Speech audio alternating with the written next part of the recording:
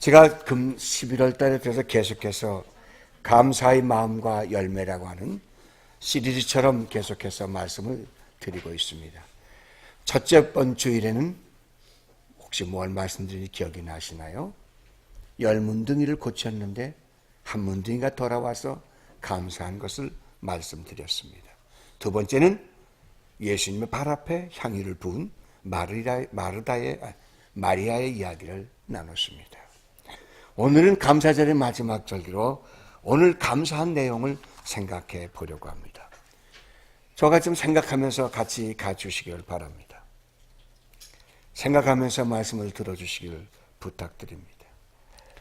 성경에는 감사한 내용이 많지만 그 중에서 신약과 구약의 대표적인 일을 하나씩 찾아보려고 합니다. 욥이라고 하는 사람이 있습니다. 욥은 창세기 시대에 있었던 사람이라고 학자들은 말합니다. 우리 기록은 묶여지기는 뒤에 묶여 시편 전에 묶여져 있지만은 기록은 우리가 40일 성경 공부하신 분은 아시지만 창세기 시대에 기록된 내용입니다. 모세가 이스라엘 백성을 끌고 가기 전에 이전에 감사를 했던 사람입니다. 우린 욥은 우리가 잘 아는 부자였지만 사탄의 계획 속에 의해서 어려움을 당하는 그런 기록이 2장부터 나오게 됩니다. 그런데 그는 그 과정 속에서 자기가 모아놨던 재산 다 잊어버리고 7 아들 3 딸 잊어버리고 부인이 욕하며 달아나고 친구들이 와서 내가 죄를 졌다고 욕을 하면서 몸에는 만신창이가 되어서 교화장으로 긁으면 고름이 나는 그런 환경에 있었습니다. 그런데 그는 욥기 23편 10절에 이렇게 주님 앞에 감사를 드리는 장면이 나옵니다. 나는 나의 가는 길을 오직 그가 아시나니 그가 나를 단련하신 후에는 내가 정금같이 나오리라. 그는 원망하지 아니하고 내가 정금같이 깨끗한 사람이 되어 나올 것이라고 고통 속에서 하나님 앞에 감사 기도를 드리면서 승리했습니다. 그 결과 그는 자기가 가지고 있던 모든 소유의 갑절을 선물로 받았다라고 성경은 우리 기록으로 보여주고 있습니다. 우리가 생각할 때 그냥 좋아서 한 감사가 아닙니다. 두 번째 감사의 인물이 신약 시대에 나옵니다. 우리가 잘 아는 바울이라고 하는 사람입니다. 그는 고통을, 어려움을 밥 먹듯이 했던 사람입니다. 예수를 증거하기 위해서 남들보다도 어려운 일을 앞서서 실행했던 사람입니다. 얼마만큼 고생했는가를 고린도 후서 11장 24절에부터 이렇게 말해주고 있습니다.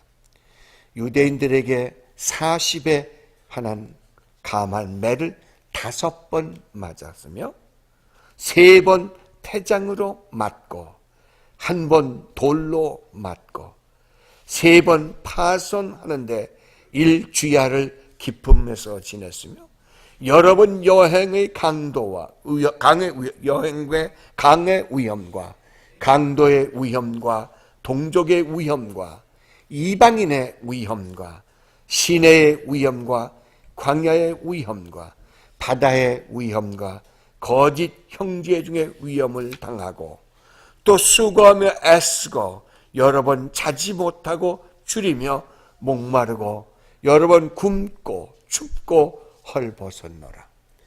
이 이야기를 보면은 그는 한 발짝 옮겨 놓는 것마다 고생한 사람입니다. 그런데 그런 바울이 오늘 읽은 말씀처럼 데살로니가 5장 18절에 이렇게 말해주고 있습니다. 같이 한번 읽어보십시다. 범사에 감사하라. 이는 그리스도 예수 안에서 너희를 향하신 하나님의 뜻이니라. 고통당한 사람이 감사하라. 이해하기 어려운 말입니다. 부자가 감사하는 건 당연하지요. 자식이 출세한 거 당연하지요. 이름 올라가 명성이 높아진 거 당연히 감사해야 되겠죠. 내가 아주 높은 데 올라간 거 감사해야 되겠다. 그런데 어려운 데서 고통당하면서 정말 죽을 환경 속에 있는데 감사하라. 이해할 수가 없는 이야기입니다. 오늘 미국의 추수감사절로 드리는 금주의 제일 첫 번째 주일을 주님 앞에 드립니다. 우리 미국 추수감사절도 한번 생각해 보십시다. 1920년 9월 29일 날 101명의 메이플을 탄 사람들이 도착한 날이 시작을 해서 그들이 겨울을 지납니다. 101명이 넘어와서 반이 죽습니다. 봄이 되기 전에 질병으로 죽어갑니다. 또 배에서 내려오기 전에 인디안의 습격을 받아서 두려워서 내려오지 못했지만 내려와서도 인디안의 습격을 받았습니다. 그래서 매사추세츠 항에 도착해서 케이프만에 도착해서 채 반년도 지나기 전에 그들은 50명이 넘는 숫자가 다 죽었습니다. 먹을 것이 없습니다. 그래서 일주일에 3일씩 자동적으로 금식기도합니다. 우리 한때만 굶어도 힘든데 일주일에 3일씩 자동적으로 금식합니다. 인디아들 습격해오면 살아남기 위해서 손을 잡고 기도합니다. 그래서 살 수 없어서 인디아 타협도 합니다. 야, 우리 살려달라. 우리 같이 살자. 기록으로 볼 땐 참 멋있는 인디안들 같이 보였지만 인디아는 내 땅을 침범했다고 쳐들어오는 사람들입니다. 자비가 얼마나 많았을까요? 그러다가 그 중에서 너무 가난하니까 그들이 갖다주는 사냥의 짐승을 얻어먹기도 했습니다. 그들이 갖다주는 것으로 종자 삼아 농사도 지었습니다. 그래서 가을철에 옥수수와 보리, 밀 등의 풍작이 되어서 그걸 가지고 감사했습니다. 정말 감사할 조건인가요? 우리가 이민 와서 우리가 지금 사는 이 땅에서 여러분 정말 이런 감사를 할 수 있는 자들이라면 하나님은 여러분에게 우리 오늘 이랬던 바울에게 주었던 축복, 요백에 주었던 축복, 미국에 누리고 있는 축복이 여러분과 여러분의 후손들에게 넘쳐날 줄을 믿습니다. 감사한 조건이 없는데 감사하는 사건입니다. 자산을 잃고 자녀를 잃고 질병에 걸려 있을 때 감사합니다.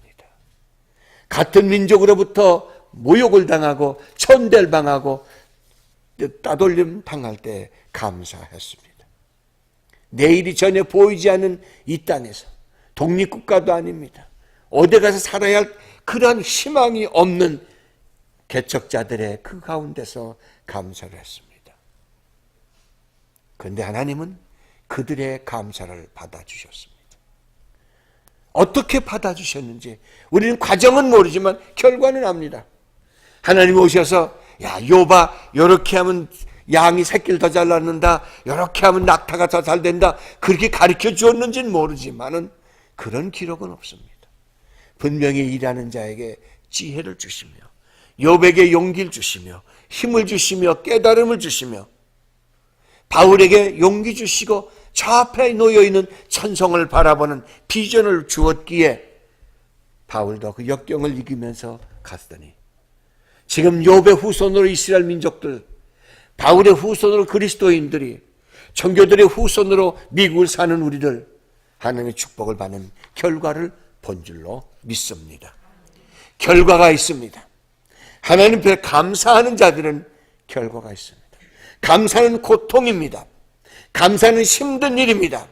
내 것을 잘라야 되고 내 것을 절제해야 되고 나를 버려야 되고 나를 잊어버려야 하는 것이 감사해야 할 때 갖춰야 할 조건입니다. 여유 있어서 드리는 감사는 하나님은 안 받으셨습니다. 이상하지 않아요? 암몬 족속이 드리는 예물 안 받으셨습니다. 모압 족속이 드리는 예물 안 받으셨습니다. 풍요로운 데서 드린 것 하나님 받지 않았어요. 그러나 하나님은 욥에서, 아브라함에서, 이삭에게서, 야곱에서, 바울에게서, 우리 신앙의 선조들에게서, 한국 장로교를 이뤘던 그 길선수 목사 같은 분들에서 이 이쁜길 같은 목사님들에 의해서 없는 데서 눈물을 흘려서 짜면서 힘들었을 때, 자기들이 못 먹으면서 단식하면서 모았던 예물을 드리면서 눈물을 흘리며 하나님 내가 이걸 주님 앞에 드린다고 할 때 하나님은 그걸 받으시며 축복해 주신 줄 믿습니다. 하나님은 진심으로 감사하는 자에게 보상해 주셨습니다. 옛날에도 보상하시고 지금도 보상하시고 앞날도 보상하여 주실 줄 믿습니다. 오늘 우리는 어떤 것 무엇을 감사하며 살아야 할지 한번 생각해 보고 싶지 않습니까? 지금 감사한다고 해서 하나님 당장 내일 주시지 않습니다. 하나님 왜 무릎 꿇고 기도하였다고 해서 하나님이 내일 그래 너 수고했다 그렇게 말하시지 않으십니다. 하나님의 방법에 의해서 하나님이 응답해 주십니다. 욥이 그 고통 속에서 그래도 하나님이 나와 함께 해주시네, 연단하시네, 정금같이 나오리라고 하는 그 감사의 기도를 드릴 때 하나님 당장 안 고쳐주셨어요. 당장 그를 일이 세우시지 않으셨어요. 엘리바스가 나중에 와서 네가 정말 그렇게 의로운 사람이냐, 네가 정말 그렇게 똑똑한 사람이냐라고 비난하는 소리 들을 때까지 하나님이 기다리셨어요. 모든 사람의 비난 소리를 다 들을 때까지 참고 더 견딜 수 없는 마지막 단계에 올 때까지 하나님은 응답 안 하셨어요. 하나님이 죽으셨을까요? 하나님이 못 들으셨을까요? 하나님은 눈 감으셨을까요? 하나님은 그 내력한 것만큼 높여줄 준비하는 시간이 필요하셨습니다. 가장 낮은 자를 가장 높여주려면, 그 많은 사람에게 떳떳하게 살 수 있는 길을 보여줄 수 있다면 하나님도 시간이 필요하셨겠지요.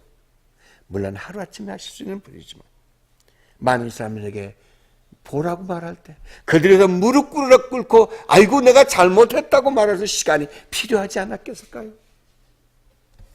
여러분은 이민생활이 어렵다고 생각하지 마시며 나 하나님 만난 거 감사하며 갈 때 하나님의 뜻이 여러분에게 넘쳐날 줄 믿습니다. 여러분 무엇을 감사하시겠습니까? 저는 여러분에게 여러분이 하나님을 알고 계신다는 거 감사하시기 바랍니다.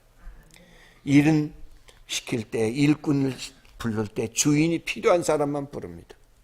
필요 없는 사람 안 부릅니다. 그래서 일을 맡길 때 그 사람의 능력만큼, 그 수준만큼 일을 맡기십니다.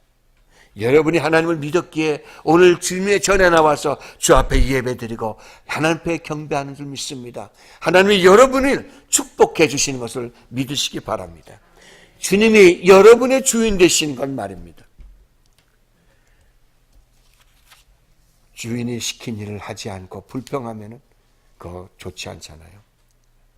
그래서 마태복음 10장 29절 33절의 말씀을 들어봅니다. 참새 2마리가 한 아사리온에 팔리는 것이 아니냐?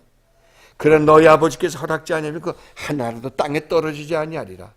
너희에게는 머리털까지 다 세신 바 되었나니 두려워하지 말라. 너희는 참새보다 귀하니라. 누구든지 사람 앞에 나를 시인하면 나도 하늘에 계신 내 아버지 앞에서 저를 시인할 것이요, 누구든지 사람 앞에서 나를 부인하면 나도 하늘에 계신 내 아버지 앞에서 저를 부인하리라. 여러분이 주어진 자리에서 하나님만 부르고 주어진 일을 감당해 가시면 하나님께서는 여러분의 그 주어진 역량만큼 하나님께서 축복해 주신다고 약속하셨습니다. 내가 하나님 믿는 것 감사하세요. 나에게 맡긴 것 감사하세요. 아이고 내가 능력이 이렇게 많은데 이것만 시켜 그런 생각하지 마세요. 여러분의 맞게 하나님이 일을 시키십니다. 세상 방법으로 여러분을 시키지 않습니다. 여러분이 세상에서 위대한 대통령이 되고 세계를 손안에 쥐고 흔들지라도 하나님 앞에 오시면 하나님을 모르면 어린아이입니다. 하나님 앞에서 큰 소리 할 자주가 아무도 없습니다. 대통령이 여기 와도 아랫자리에 앉아서 같이 하나님께 우리 예배드리지 대통령을 큰 자리 많은데 듣는 게 아닙니다. 누구라고 하나님 앞에서는 높은 자리가 없습니다. 하나님이 주신 것 아는 것만큼 감사하게 되기 때문입니다. 하나님은 그 신앙 속에서 감사하는 수준만큼 그분을 알고 계십니다. 여러분과 기도하는 수준만큼 대화하시는 것처럼 여러분의 축복해서 그 양을 여러분의 생활에 감사하는 정도로 보고 계십니다. 가끔 교회에서 감사하라면 그러잖아요. 늘 말씀드려서 아시겠죠. 목사들이 되게 할 일은 뭐네. 그렇게 얘기할 수 있습니다. 물론 여러분들이 레위 자손에게 매어주는 것만큼 여러분들의 목사들 섬깁니다. 그러나 그것 때문에 그런 것이 아닙니다. 여러분의 감사는 바로 하나님에게 직접 올라가기 때문입니다. 여러분의 감사의 마음이 올라갑니다. 아까 말씀대로 거짓 감사는 드리지 마세요. 오늘도 여러분 앞에 여러분이 하나님을 감사할 때 거짓된 감사, 할 수 없어 하는 감사는 마음에 그렇게 있었다면 드리지 마세요. 드리고도 여러분 하나님의 책망 받습니다. 여러분 내가 하나님 안 걸 감사하실 때 하나님 그 아는 것만큼 여러분 하나님이 함께하여 주실 줄 믿습니다.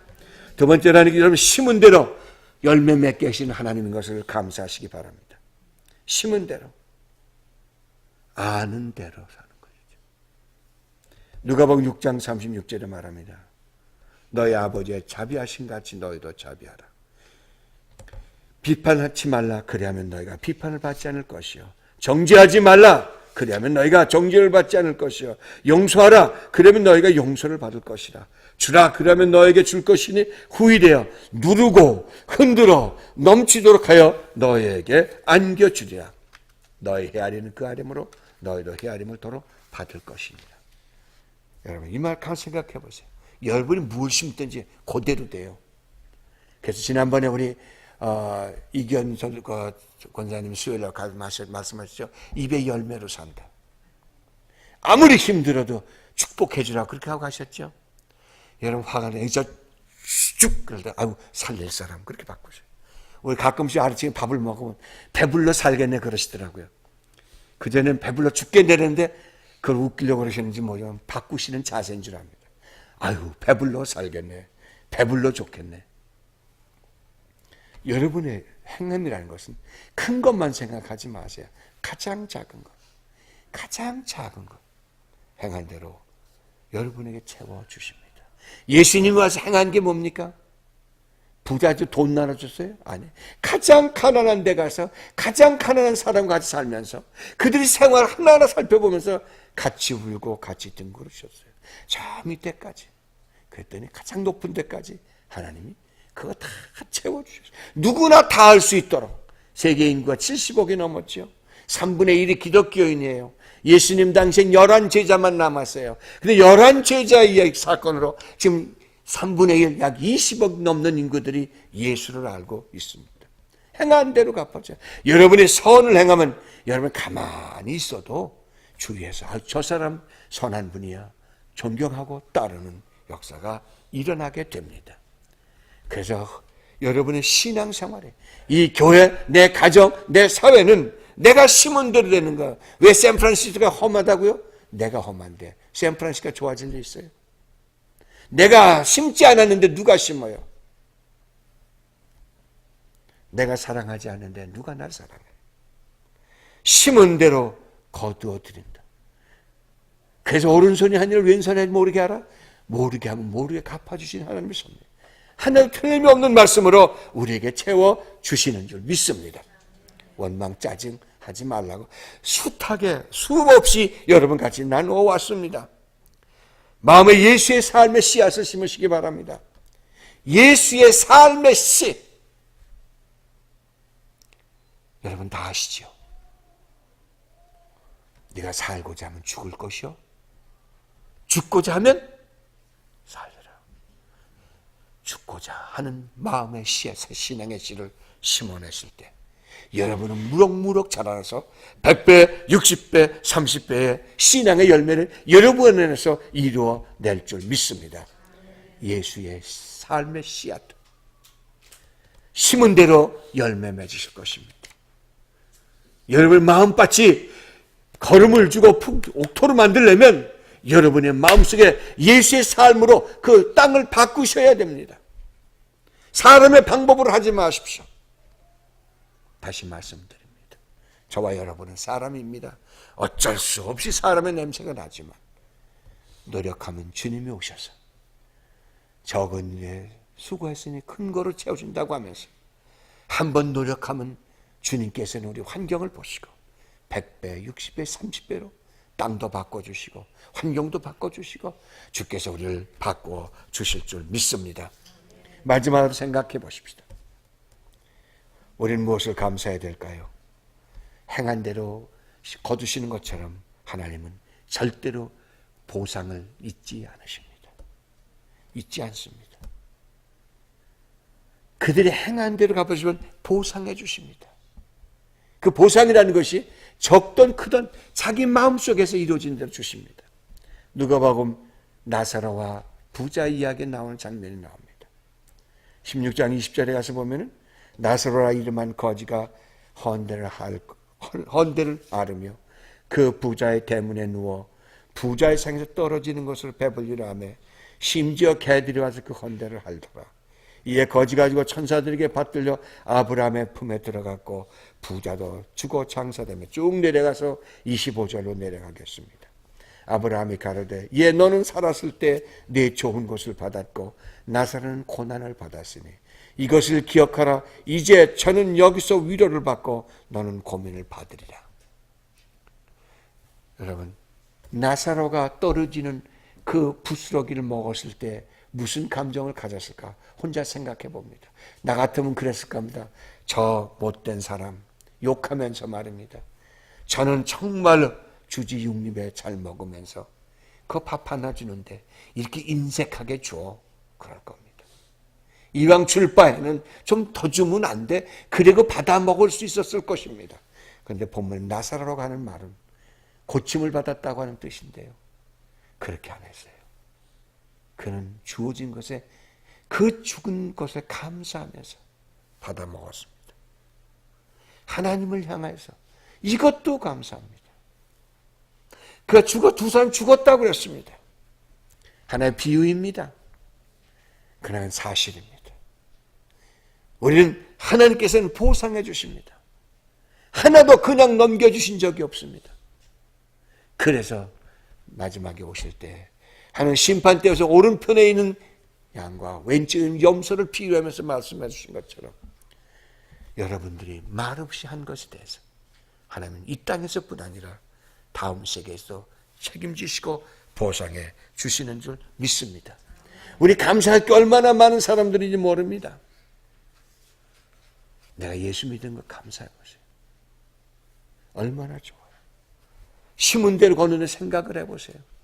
다른 사람 보이지 않아도 보지 않아도 숨겨진 것 같아도 행동으로 좀 옮기세요. 실천하세요. 원망 나는 거 참으세요. 힘들지만 견디세요. 보이지 않는 심은 대로 거두십니다. 하나님은 그래서 반드시 보상하십니다. 우리 생활 속에서 반드시 보상해 주십니다. 그것이 감사절에 우리가 지켜야 할 마음에 간직해야 할 것입니다. 여러분 돈 많이 들어서 다른 사람들에게 보이는 거 아무 관계없어요. 그보다 더 중요한 것이 뭡니까? 여러분의 마음속에 무엇을 감사할 것이 있는가를 하나님 앞에 드리면서 이 감사 예배를 주 앞에 드리시기를 바랍니다. 그래서 하나님 보시고 적은 일에 충성하고 감사한 일에 축복하는 역사가 여러분에게 넘쳐나시기를 바랍니다. 마음에 있는 것이 행함으로 나타나고 행함으로 나타났을 때 하나님이 보시고 여러분들에게 아름다운 열매, 감사의 마음과 열매가 반드시 하나로 되어 여러분에게 이루어질 줄 믿습니다. 11월 한 달 동안 감사의 달입니다. 여러분 꼭 감사하십시오. 형제에게도 감사할 것 감사하시고 이웃에게도 감사할 것 감사하시고 동료에게 감사할 것 감사하시고 내가 도움을 받았던 사람들, 나에게 삶에 힘을 주었던 사람들 전화 하나, 편지 하나 보내시면서 나의 하나님께 감사하면서 그 열매가 여러분 한 해만 지나기 전에 풍성하게 맺혀서 기쁨의 마지막을 장식하는 2011년 감사의 달이 되기를 주님의 이름으로 축원해 드립니다.